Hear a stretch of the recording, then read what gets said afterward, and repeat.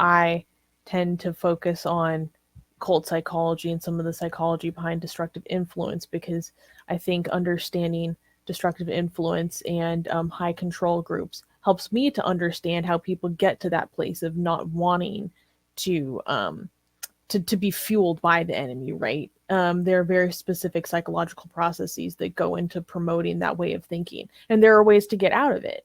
So that's one thing that I like to focus on and helps me understand situations better, more so than maybe necessarily ideological arguments, because everyone isn't completely based in just argumentation and evidence, blah blah blah. Like, we're humans, we're these like little broken creatures that have problems. We have emotional issues and vulnerabilities can be very easily exploited, because when you're emotionally vulnerable, you're less likely to be swayed by like good argumentation. That's not necessarily your primary driving need that needs to be addressed in that moment. um yeah. Yeah, really quickly before I go to Vince, I think the issue is that people who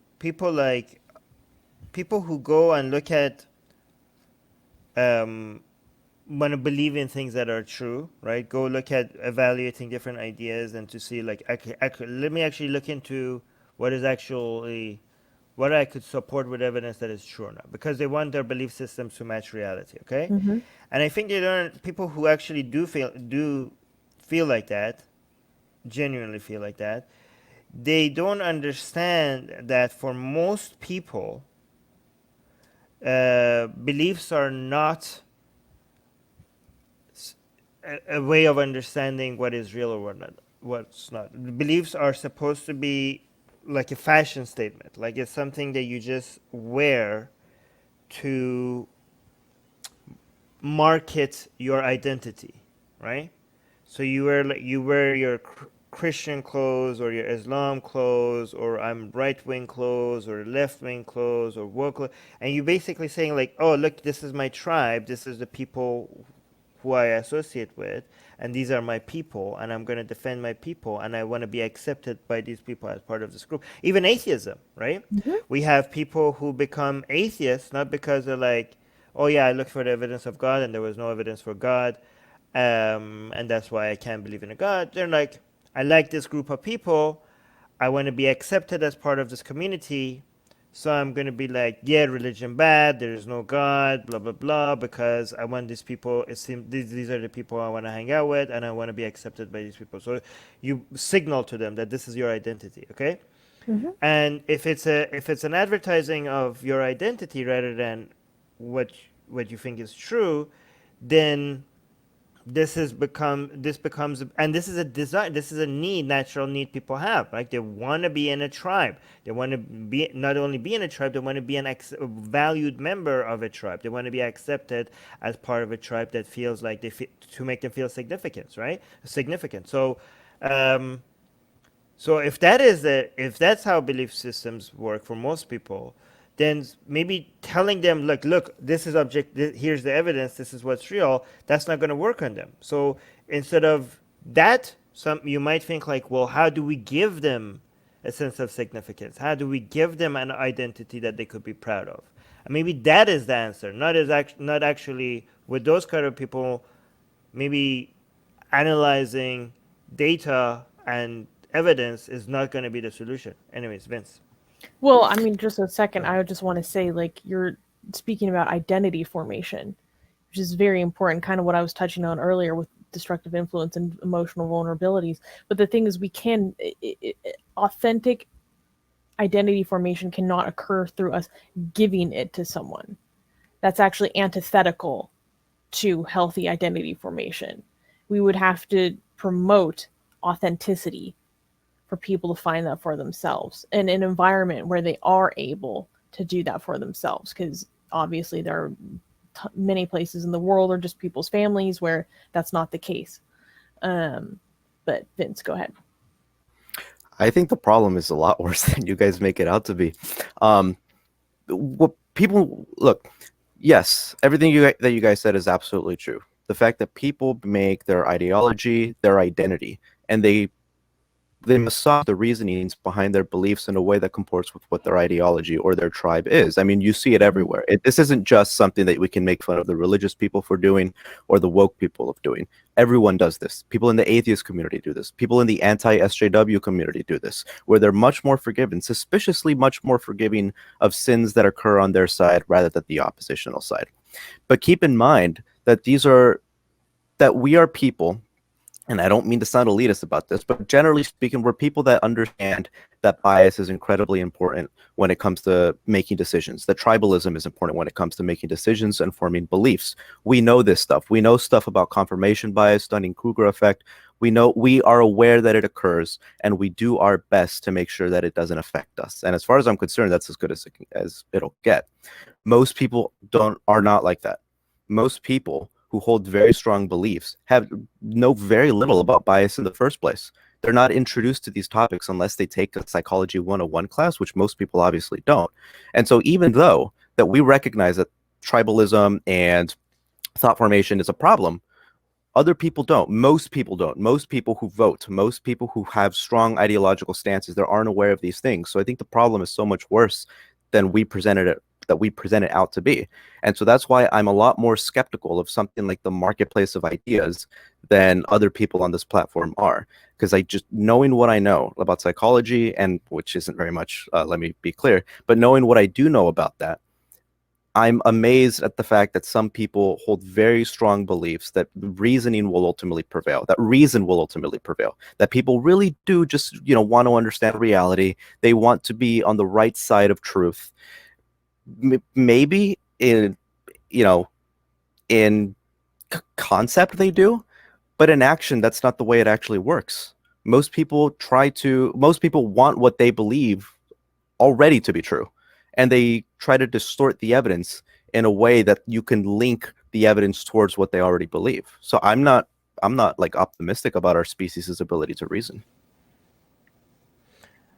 I am, though, given how far we've come. Something's working. I think that the reason why I'm optimistic is because even though most people are not like that, the people who do think the way that makes things actually work ended up being more successful just because their methodology works, and you end up having 2 or 3% of the population being responsible for 90 plus. Responsible for the 90 plus, the majority of the progress that we're making. You know what I mean? And it's just like, yeah, there are a small percentage of the population, but it's just that their methods work, right? And everyone else's methods. Like, for example, if you go to like Reddit, right? And you sometimes read the top comments and you're like, sometimes, okay, not always, right? You're like, wow, this is like some very interesting comments, right? Some nuanced takes and stuff, and it's just made it to the top. But if you keep scrolling down, like let's say in a very popular post, you see like 90% of the comments are just like so moronic, right? Even if you just trash. yeah, just like even if you disagree with the top comments, you can see that it's like there's something to it, right? But then the thing is with the moronic comments, even though they're the most of the comments, the people who are upvoting and downvoting it's just like it's all over the place, right? The good thing about this stuff that works is that the people who have the same methodology, they notice each other, right? And they find each other, and eventually they manage to keep making humanity go from one step to another one, even though everybody else is dragging them behind. They just find a way to keep going forward, right? That's why I have hope.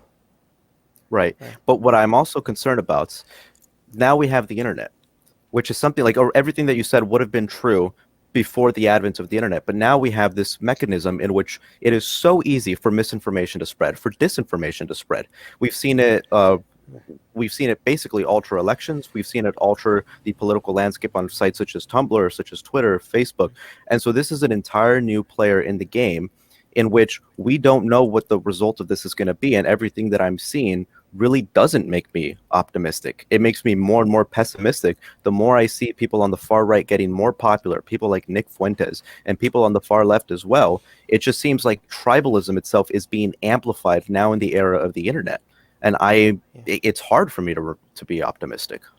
Well, go on. what amplifies the tribalism is just the way we can be siloed via algorithm, like that. In we can choose so easily our own information control. We can basically opt into our own information control, where we can just decide very easily just to not see differing opinions. This And was that's always a a problem. This was always a problem before Yeah. the internet, even before the internet.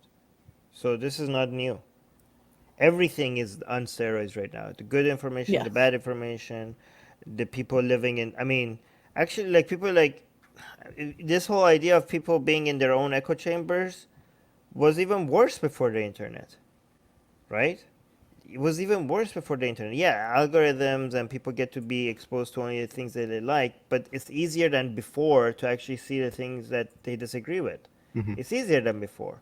They have more easy access to that, right? Creating echo chambers and bubbles is actually a bit more difficult than before. So, um, but one thing I think, but that I don't know if it's a good idea or not, but I'm gonna go.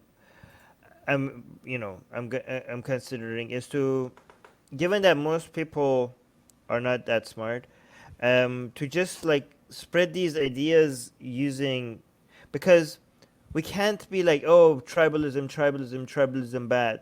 It's like tribalism is is hardwired in our brains, right? It's how we survive.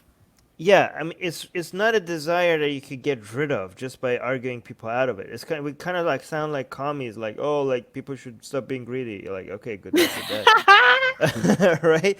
So we can't be like, oh yeah, just evaluate everything objectively and stop being tribal about your views. Like, yeah, so somebody should be like, yeah, okay, good luck with that as well, right?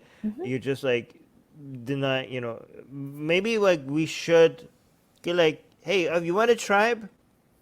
Here's a tribe, okay? Here's a tribe that we virtue signal like other tribes, and we virtue signals with changing our opinions often, right? And being proud of changing our opinions often. We virtue signal with looking for evidence and, trying as much as we can to consider that maybe we're wrong, extremely wrong, and look at evidence as much as we can without bias. And we admit that we can never get rid of our bias, but we try our best to get rid of our bias. We virtue signal by knowing logical fallacies, not just to use these logical fallacies on other people's arguments who are against us, But our own. but on our own arguments, try to constantly use these, see how we are being fallacious in our own arguments that we're presenting. We virtue signal with understanding the scientific method and why it's superior, not just like celebrating it just because we want to be, we understand why it works, right? We virtue signal by being for secularism, by being for the due process, by standing for democracy, by being against violence.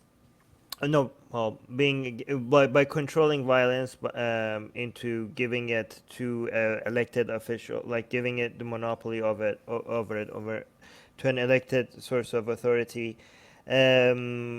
But we believe in government accountability, like make a tribe out of Enlightenment values, right? Like, fine, you want a tribe? Here's a tribe. We're the Enlightenment. I don't know what to call it.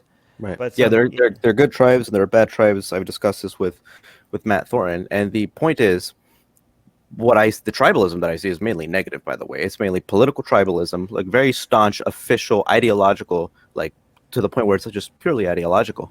That's what I'm mainly concerned about, and I do recognize, as you said, obviously we're biologically programmed to be tribal. We're not going to override, just an asinine amount of evolutionary time in the time span of just a couple of years and completely forgo our tribal impulses. Nor should we. we get a sense of community for good tribes, whether we're talking about sports teams, whether we're talking about church gatherings, or whether we're just talking about general social conventions. I think all of that is perfectly fine. What I'm concerned about, and what the amplification that I'm mainly concerned about, is very staunch ideological tribalism in which people have no desire to change their minds based on new evidence. And that's why I just I'm doing my best to be as optimistic as possible. And I'm someone who is sold by arguments from people like Steven Pinker and Hans Rosling. I think society generally has gotten better, progressively better. It has a liberal social trend. I agree with all of that. I buy into that argument. I am worried what the internet is going to do to this. I don't know. I'm not convinced of the arguments that this is something completely, that this isn't something completely new, that echo chambers were stronger back then. That might have been true, but the problem is that the original architects of people who actually push forward new ideas, that was something entirely different. So I don't know. You have, there's Steven Pinker right there. So I'm doing my best to be optimistic about this, and I want to be optimistic about this. I don't want to live in a world in which I should just forego my entire internet career because ultimately I'm just going to have people who follow me who want to hear what they already want to hear in the first place. So I'm doing my best to remain optimistic.